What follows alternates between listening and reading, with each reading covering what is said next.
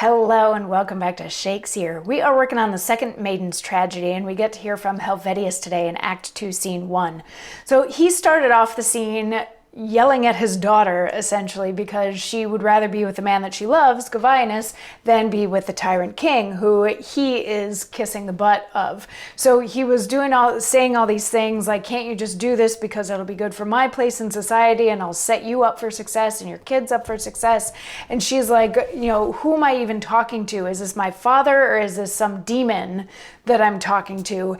And he's like, of course I'm your father, you ungrateful child. At which point Helvetius comes in, fires a pistol, Helvetius falls to the ground, and then Helvetius just tears into Helvetius. He's like, what are you thinking? This is your daughter.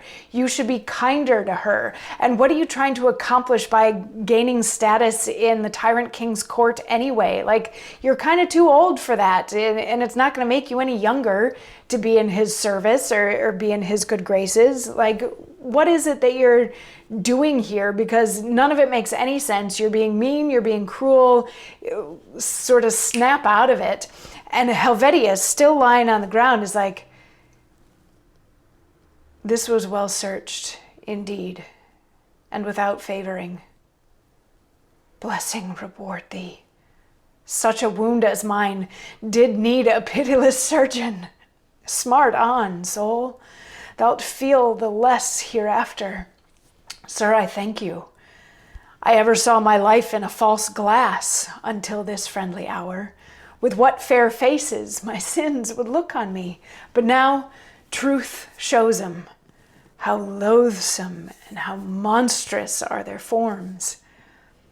Be you my king and master still. Henceforward my knee shall know no other earthly lord. Well may I spend this life to do you service that sets my soul in her eternal way.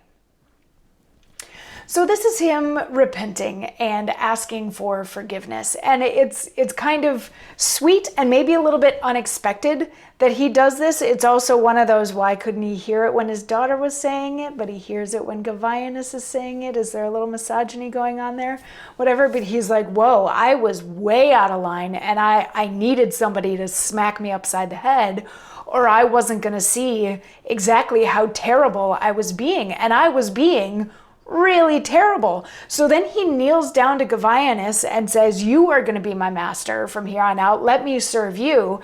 Which, as I'm reading this, I'm thinking this is exactly what this guy needs, to just move from master to master to master. It's like the people that just keep bouncing from relationship to relationship and never take the time to work on themselves.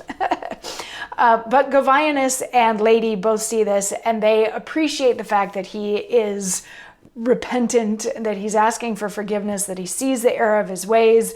They're like, this is all good. You can stand up. You don't have to kneel to us. We can work together. We can all be friends. And the scene ends sort of with Helvetius saying, I've lost an enemy but found a father in you. So everything's all hunky-dory now. Helvetius is on the side of Helvetius and Lady, but we still have a tyrant king that we need to figure out what's going on in that respect. So yeah, and there's the whole thing with Anselmus and his wife and trying to set up his wife, and the wife and Vitarius kind of developing feelings for each other. So there's still loads going on, even though Helvetius has seen the light of day, which means you got to come back tomorrow and find out how it's all going to shake out.